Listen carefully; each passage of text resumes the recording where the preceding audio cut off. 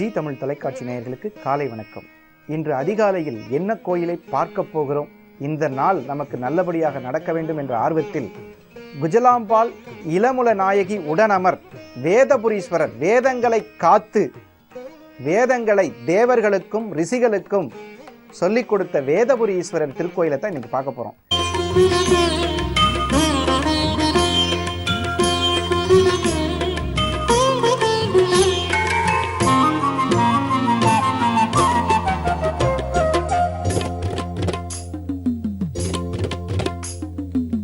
சித்தனானவன் சித்தனானவன் ஆதியானவன் ஜோதியானவன் வானுமானவன் நீருமானவன் தாயுமானவன் தந்தையானவன் உன்னை எல்லாம் வேறு கதி ஏது எனக்கு,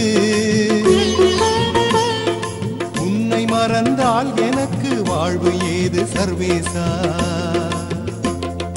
சித்தனானவன் சித்தனானவன் ஆதியானவன் ஜோதியானவன் சொற்றுணை வேதியன் சொற்றுணை வேதியன் சோதிவானவன் சோதிவானவன் ஒற்றுணை திருவடி பொருந்த கை தொழ கற்றுணை பூட்டிவோர் கடலில் பாய்ச்சினும் நற்றுணையாவது நம சிவாயமே நம சிவாயமே.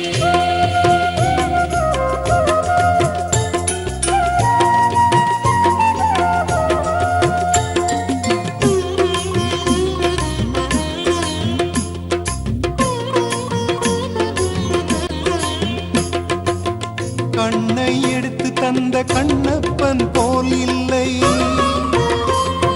பிள்ளையை கரிசமைத்த சிறு தொண்டன் நான் இல்லை. உய்யனாயிருந்தேன் பொறுத்தருள்வாய் ஈசா, மெய்யனாய் என்னை மாற்றிடுவாய் நேசா. சித்தனானவன் சித்தனானவன் ஆதியானவன் ஜோதியானவன் இல்லக விளக்கது இல்லக விளக்கது இருள் கெடுப்பது எடுப்பது சொல்லக விளக்கது சோதி உள்ளது பல்லக விளக்கது பலரும் காண்பது நல்லக விளக்கது நம சிவாயமே நம சிவாயமே.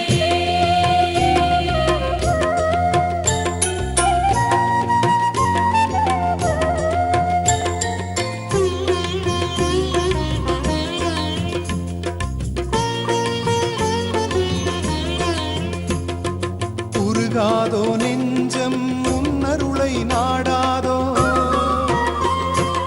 இருகாதோ கருணை பாயாதோ என்னே. தீயனாயிருந்தேன் திருத்திடுவாய் ஈசா, மத்தனாய் என்னை காத்திடுவாய் நேசா. சித்தனானவன் சித்தனானவன் ஆதியானவன் ஜோதியானவன் வானுமானவன் நீருமானவன் தாயுமானவன் தந்தையானவன் உன்னையெல்லாம் வேறு கதி ஏது எனக்கு, உன்னை மறந்தால் எனக்கு வாழ்வு ஏது சர்வேசா. முதல்ல எடுத்த உடனே வேதபுரீஸ்வரர் அலங்காரத்துடன் இங்கே ரொம்ப அருமையா இந்த கோயில் ரொம்ப சிறப்பா இருக்கு. வேதங்கள் படிக்கணும், வாழ்க்கையில முன்னேறணும்னா அந்த வேதங்களை சொல்லி கொடுத்த வேதபுரீஸ்வரரை பார்க்கறதுக்கு புண்ணியம் பண்ணியிருக்கணும். இப்ப முதல்ல விழாக்கோலம் கொண்டு இந்த இடத்துல சுவாமி ரொம்ப அழகா நீங்க பார்க்கும் பொழுது உங்களுடைய உள்ளம் உங்களுடைய அறிவு இரண்டும் தெளிவாகக்கூடிய இந்த தருணத்தில் வேதபுரீஸ்வரரை கண்டு மகிழுங்கள்.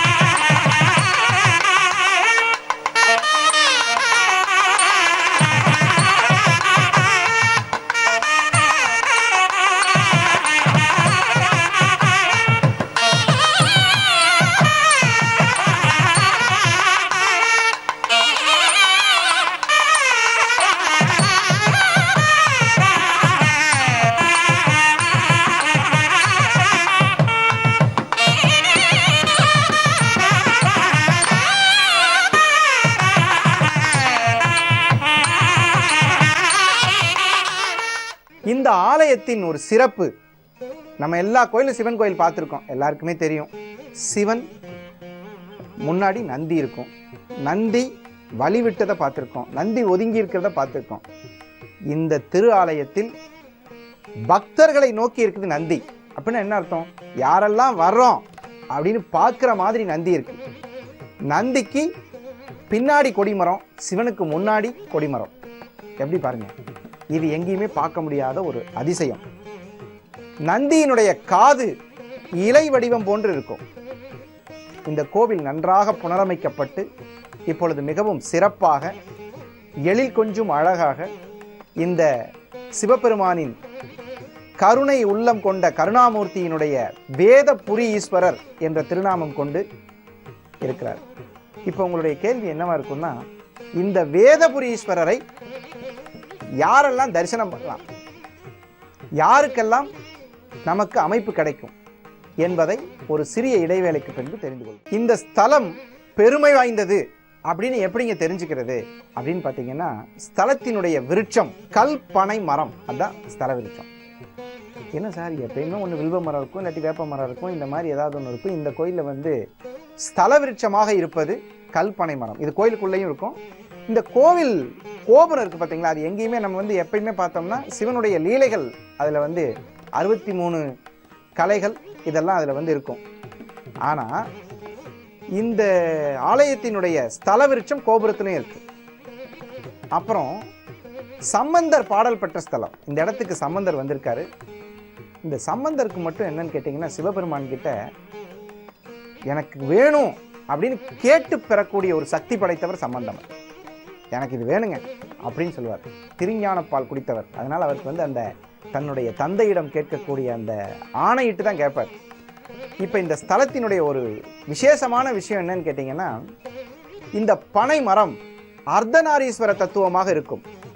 எப்பயுமே பார்த்தீங்கன்னா ஒரு கோயிலில் போய் பார்த்தோம்னா சிவபெருமான் அப்படி இருப்பார். இங்கே இருக்கக்கூடிய பனை மரம் ஆண் ஒரு பகுதியாகவும் பெண் ஒரு பகுதியாகவும். உண்மையை சொல்லப்போனால் இந்த ஏரியாவில் ஆண் பனை மரங்கள் அதிகமாக இருந்திருக்கு. நம்மளுடைய சம்பந்த பெருமான் வந்து பாடல் பெற்று ஆண் மரம் கொலையின்றதாக வரலாறு. இது என்ன சுவாமி இவ்வளோ விசேஷமாக இருக்குது, இந்த தளத்தில் ஏதாவது எங்களுக்கு போனால் ஏதாவது கிடைக்குமா? கண்டிப்பாக குழந்தையின்றி காத்திருக்கும் தம்பதிகளுக்கு வரப்பிரசாதமாக இந்த பழம் அங்கேருந்து வரக்கூடிய அந்த பழத்தை எடுத்து சாப்பிட்டா கண்டிப்பாக குழந்தை பிறக்குது. ஏன்னா சம்பந்தருடைய அருளால் பெற்ற பாடல் பெற்ற ஸ்தலம், வேதபுரீஸ்வரர் இருக்கக்கூடிய ஒரு ஸ்தலம். இங்கே குழந்தை பாக்கியத்துக்கு இந்த பழம் கொடுக்கப்படுகிறது. இந்த பழத்தை சாப்பிடுவதால் உங்களுக்கு கண்டிப்பாக குரு கடாட்சம் பெற்று இந்த ஆலயத்தில் மிகவும் பிரசித்தி பெற்ற செயல் இந்த இடத்துல.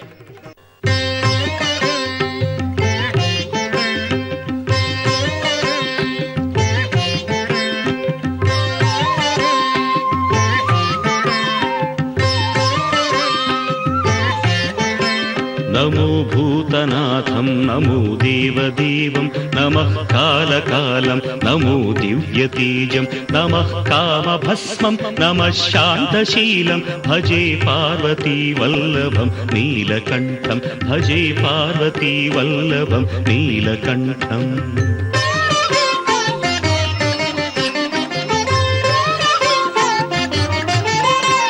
सदा तीर्थसिद्धं सदा भक्तरक्षं सदा शैव पूज्यं सदा शुद्धभस्मं सदा ध्यानयुक्तं सदा ज्ञानकल्पं भजे पार्वती वल्लभं नीलकण्ठं भजे पार्वती वल्लभं नीलकण्ठम्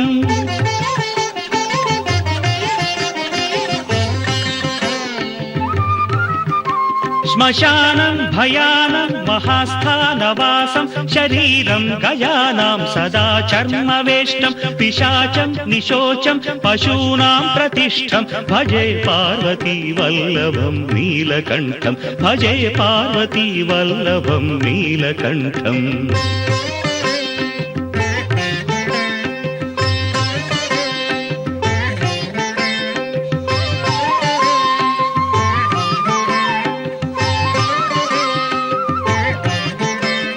फणीनागकण्ठे भुजङ्गाद्यनेकं कडेरुण्डमालं महावीरशूरं कटिव्याघ्रचर्मं चिताभास्मलेपं भजे पार्वतीवल्लभं नीलकण्ठं भजे पार्वतीवल्लभं नीलकण्ठम्. இந்த இடத்துல வந்து கல்விக்கு ரொம்ப முக்கியத்துவம் கொடுக்குறாங்க. இந்த தாயாரினுடைய பெயர் இளமுலை நாயகி தாயார். எவ்வளவு அருமையான பெயர் பாருங்க. இந்த தாயாரினுடைய அருளால் எப்பொழுதும் ஞானம் சுரக்கும். ஞானம் இருக்கணும். ஒரு மனுஷனுக்கு வந்து ஞானம் இல்லைன்னா ரொம்ப சிரமம். வாழ்க்கையில வந்து வெற்றி பெற்றாலும் சில பேர் ஞானம் இல்லாததுனால அந்த வெற்றியை தக்க வைத்துக் கொள்ள முடியாது. அதுக்கு சில பாக்கியங்கள் வேணும். அது இந்த தாயாரிடம் அதிகமாக கிடைக்கும். இந்த தாயாரை வணங்கி வெற்றியை தக்க வைத்துக் கொள்ளும் மகாபாகியத்திற்கு அன்னை அருள்பாலிக்கிறார்.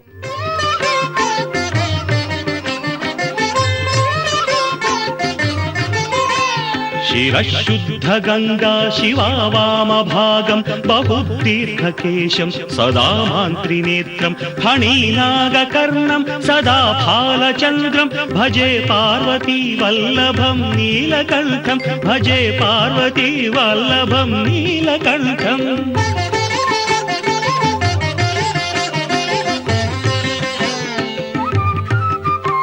करेशूलधारं महाकष्टनाशं सुरेशं वरेशं महेशं जनेशं धने चारुधीशं ध्वजेशं गिरीशं भजे पार्वती वल्लभं नीलकण्ठं भजे पार्वती वल्लभं नीलकण्ठं. இந்த ஸ்தலத்தில் நர்த்தன கணபதி என்று சொல்லக்கூடிய அந்த நடனமாடக்கூடிய அருமையான காட்சியை பார்க்கக்கூடிய வாய்ப்பு இருக்கிறது. இரண்டு பக்கமும் ராகு கேதுக்கள் வைக்கப்பட்டிருக்கிறது. சர்ப்பதோஷ நிவர்த்தி. இந்த சர்ப்பதோஷம் சொல்றீங்க சாமி, எப்பயுமே நிறைய சர்ப்பதோஷம் சொல்றீங்க. இதுல சர்ப்பதோஷத்தில் நிறைய வகை இருக்குங்க. உத்தம சர்ப்பதோஷம், இந்த சர்ப்பதோஷ நிவர்த்தி இன்மை, இந்த மாதிரி நிறைய இருக்கு. அந்த வகையில இந்த கோவில் இருக்கக்கூடிய உத்தம சர்ப்பதோஷ நிவர்த்தி என்று சொல்லக்கூடிய அப்படின்னா என்னன்னா, சர்ப்பதோஷம் வந்ததுக்கு ஜாதகர் காரணம் இல்லைன்னு அர்த்தம். அதுக்கு பேர் தான் உத்தம சர்ப்பதோஷம்னு பேர். அது நமக்கு தெரியாது, நம்மளை அறியாமலே வர்றது. அது என்ன சொல்கிறீங்க? இப்போது அப்பார்ட்மெண்ட்டு வீடெல்லாம் கட்டும்போது புற்றுகள் இருந்திருக்கும். அந்த புற்றுகளில் இருக்கக்கூடிய இது வந்து நமக்கு தெரியாது. அறியாமல் செய்த தவற்றால் வரக்கூடிய சர்ப்பதோஷத்துக்கு பேர் உத்தம சர்ப்பதோஷம்னு பேர். இந்த ஆலயத்தில் உத்தம சர்ப்பதோஷம் நிவர்த்தி விநாயகர் அருளால் இங்கே வந்து ரொம்ப ஞான முகத்துடன் இருக்கக்கூடிய இந்த விநாயகரை வணங்கினால் கண்டிப்பாக இதில் வந்து உங்களுக்கு சர்ப்பதோஷ நிவர்த்தியும் கிடைக்கிறது. இந்த கோவில் பிரணவ வடிவில் அமைந்துள்ளது. பிரணவம்னா என்னங்க? ஓம். ஓம் என்ற ஓம்காரம் என்று சொல்லக்கூடிய ஓம் வடிவில் இந்த ஆலயம் அமைந்துள்ளது. ஒரு மகா சிறப்பு. இது நம்ம பார்த்த கோயில்கள் எங்கேயுமே இல்லை. அது மட்டும் இல்லாமல் இந்த மாதிரி கோயில் அமைகிறது ரொம்ப அபூர்வம். ஏன்னா நம்ம உடம்பை சுற்றி ஓடக்கூடிய கதிர்கள் ஓம் எனும் பிரணவத்திற்கு முன்னாக ஓடுகிறது. அந்த மாதிரி பார்க்கும் பொழுது ஓம் என்ற வடிவத்தில் இந்த ஆலயம் அமைந்துள்ளது.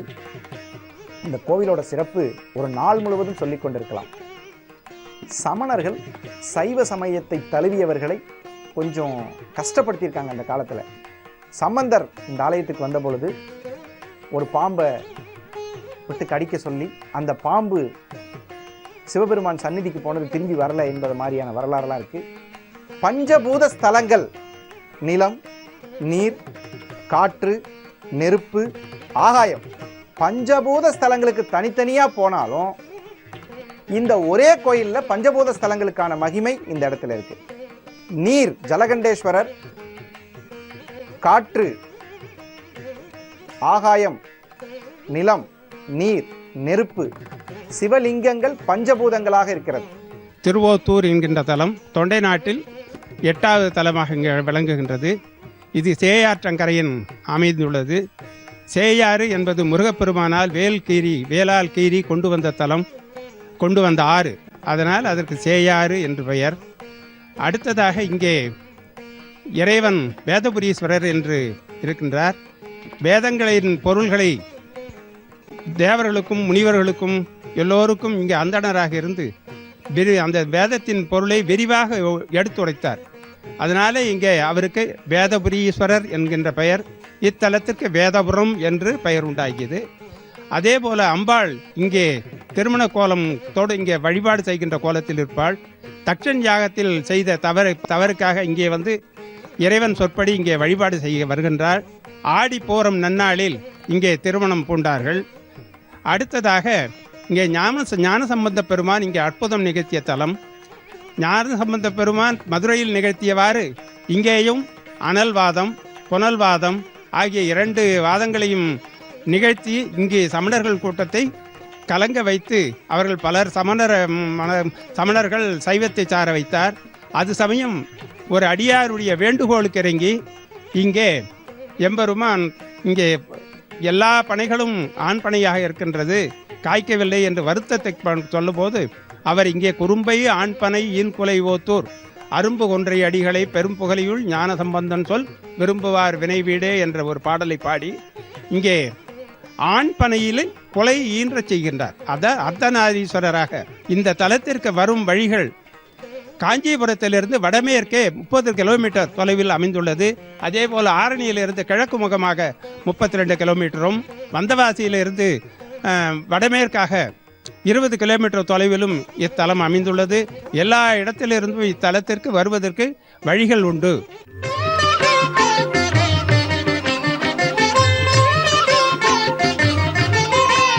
शिरशुद्ध गंगा शिवा वामभागं बहुतीर्थकेशं सदा मान्त्रिनेत्रं फणीनागकर्णं सदा फालचन्द्रं भजे पार्वती वल्लभं नीलकण्ठं भजे पार्वती वल्लभं नीलकण्ठम्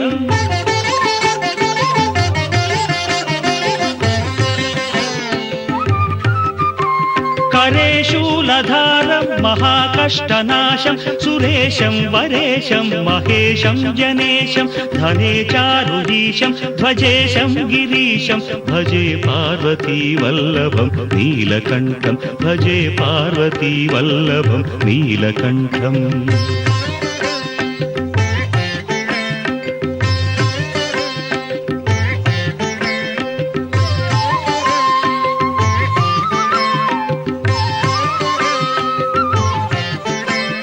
उदासं सुदासं सुकैलासवासं धरानिर्धरं संस्थितं ह्यादिदेवम् अजाहेमकल्पद्रुमं कल्पसेव्यं भजे पार्वती वल्लभं नीलकण्ठं भजे पार्वती वल्लभं नीलकण्ठम्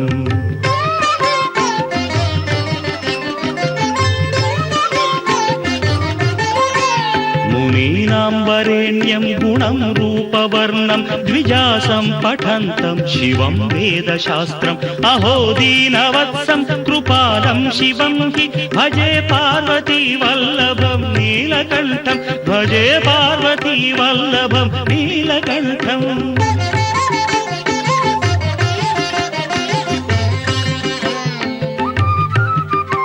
सदा भावनाथं सदा सेव्यमानं सदा भक्तिदेवं सदा पूज्यमानं मया तीर्थवासं सदा सेव्यमेकं भजे पार्वती वल्लभं नीलकण्ठं भजे पार्वती वल्लभं नीलकण्ठम् புகழுக்கு ஏற்ற ஒரு ஸ்தலம். இந்த ஸ்தலத்தினுடைய மகிமைகளில் மிகவும் முக்கியமானது தொண்டை நாட்டு திருத்தலங்களில் 8வது திருத்தலமாக பெயர் கொண்டு 8வது திருத்தலம் தொண்டை நாட்டு திருத்தலங்கள்ல தொண்டு செய்யக்கூடிய நாடு தொண்டை நாடு, சிவத்தொண்டு செய்யக்கூடிய நாடு தொண்டை நாடு. அப்பேற்பட்ட இந்த திருத்தலம் நம்மளுடைய கல்வி வளர்ச்சிக்கும் நம்மளுடைய திட்டங்களை நிறைவேற்றக்கூடிய வேதபுரி ஈஸ்வரராக திகழ்கிறார். இந்த ஆலயத்தில் கணபதி, பிரம்மா, விஷ்ணு இவையெல்லாம் இருந்தாலும் 6 அடி உயரமுள்ள குரு பகவான் சிலை குருவினுடைய அருளை பூரணமாக கொடுக்கக்கூடிய மகா சக்தி வாய்ந்த தட்சிணாமூர்த்தியாக இங்கே தெற்கு முகம் நோக்கி இருக்கிறார். இது எங்கும் காண முடியாத ஒரு அபூர்வமான தட்சிணாமூர்த்தி. இந்த இடத்தில் குரு தோஷங்கள் உங்களுக்கு நிவர்த்தி ஆகின்றன. வேதபுரீஸ்வரர் ஆலயத்தில் குரு பகவானை தொழுவதால் கல்வியில் வெற்றியும் பராக்கிரமசாலியாக மாறக்கூடிய பக்குவமும் இந்த ஆலயத்தில் கிடைக்கும். இந்த ஆலயத்தில் 63 நாயன்மார்கள் சிறப்புற எழுந்தருளி இருக்கிறார்கள். அந்த சந்நிதிகளையும் கண்டு நம்மளுடைய வேதபுரீஸ்வரர் திருநாமம் கொண்டு இளமுலை நாயகி தாயாரின் அருளை இந்த அதிகாலை நேரத்தில், இந்த பொன்னான நேரத்தை நம்மளுடைய கல்வியை விருத்தி செய்யக்கூடிய வேதபுரீஸ்வரரின் அருளை பெற்று மகிழ்ந்தோம். மீண்டும் நாளை காலை அற்புதங்கள் தரும் ஆலயம் பகுதியில் சந்திப்போம். நன்றி, வணக்கம், சிவார்ப்பணம்.